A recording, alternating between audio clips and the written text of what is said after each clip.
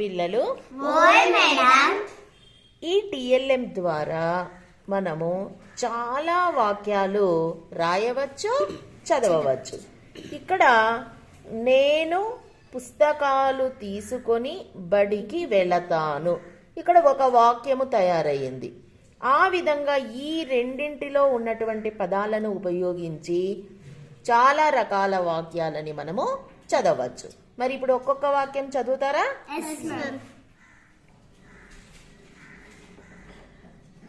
చదవమ్మా. నేను పూలు తీసుకొని గుడికి వెళతాను. నేను కానుక తీసుకొని పెళ్లికి వెళతాను. నేను సంచి తీసుకొని సంతకు వెళతాను. నేను గొడుగు తీసుకొని పొలానికి వెళతాను. నేను బిందె తీసుకొని చెరువుకు వెళతాను.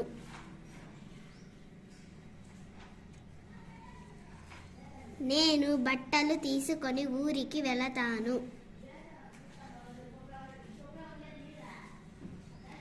నేను సైకిల్ తీసుకొని పార్కుకు వెళతాను.